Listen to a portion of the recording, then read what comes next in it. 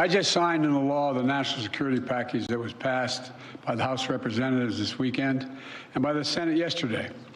It's going to make America safer, it's going to make the world safer, and it continues America's leadership in the world, and everyone knows it. It gives vital support to America's partners, and so they can defend themselves against threats to their sovereignty and to the lives and freedom of their citizens.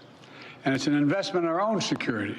Because when our allies are stronger, and I want to make this point again and again, when our allies are stronger, we are stronger. I'm grateful to all those in Congress, Democrats, Republicans, Independents, who voted for this bill. It's a path to my desk. It was a difficult path. It should have been easier and it should have gotten there sooner. But in the end, we did what America always does. We rose to the moment. We came together, and we got it done. Now we need to move fast, and we are. Over 2 years, Russia has been responsible for a brutal campaign against Ukraine. They've killed tens of thousands of Ukrainians, bombed hospitals deliberately, picked them out, bombed hospitals, kindergartens, grain silos, tried to plunge Ukraine into a cold and dark winter by striking their power grid. Ukrainians have fought back, defending their country and their families with extraordinary courage. Many of you have been there with me many times. It's amazing what they do. I mean, it's amazing against such a larger military. Ukraine has regained over half the territory that Russia took from them in this invasion. And they won important victories against Russia's Navy. But make no mistake about it, they're a fighting force with the will and the skill to win. The will and the skill to win. For months, while MAGA Republicans are blocking aid, Ukraine has been running out of artillery shells and ammunition. Meanwhile, Putin's friends keep keeping him well supplied. Iran sent him drones.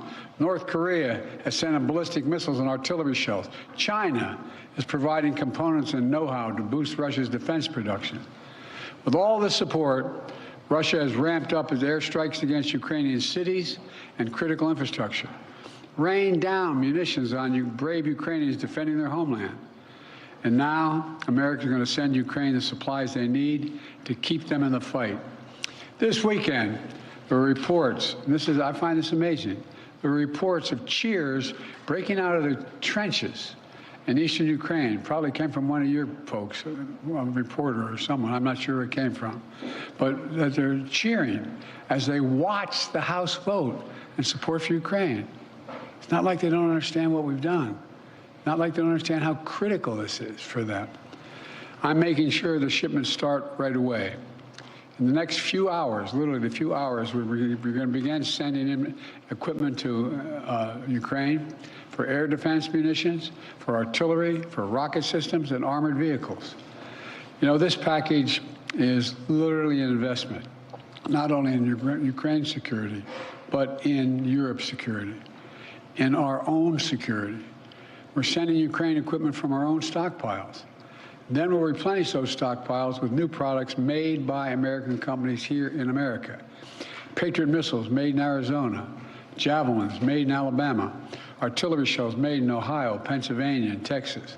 In other words, we're helping Ukraine while at the same time investing in our own industrial base, strengthening our own national security, and supporting jobs in nearly 40 states all across America.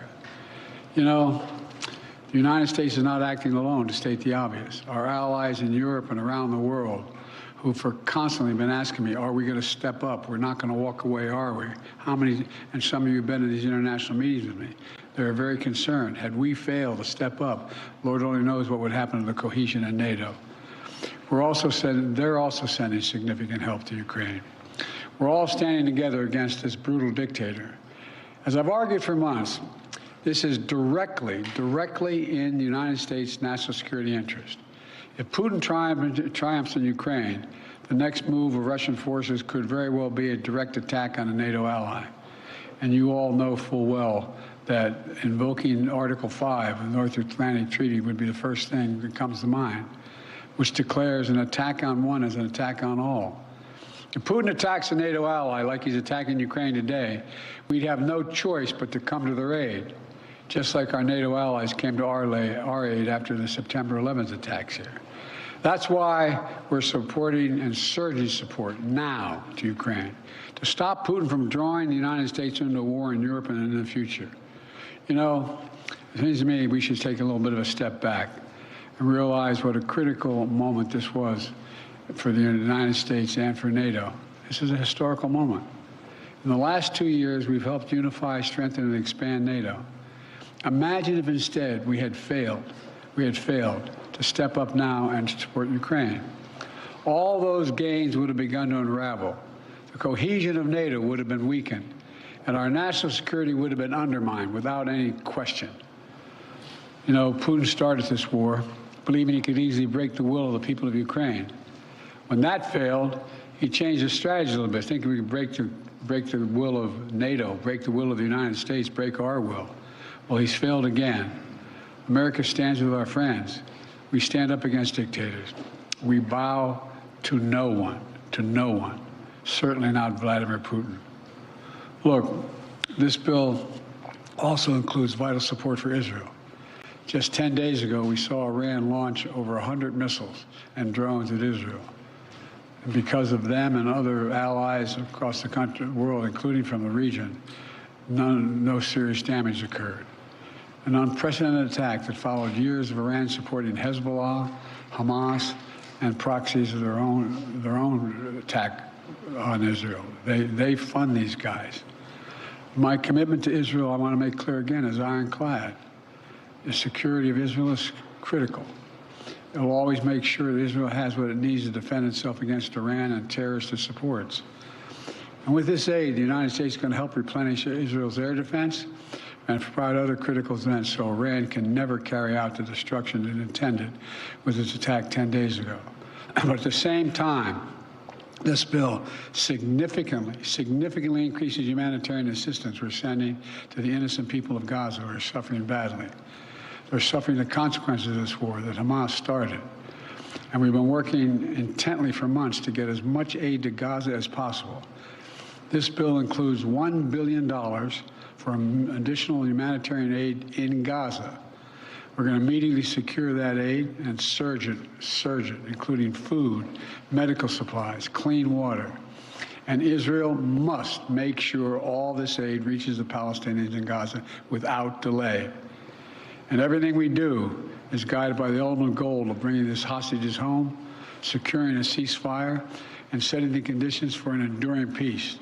Thanks for watching. Stay updated about breaking news and top stories on the NBC News app or follow us on social media.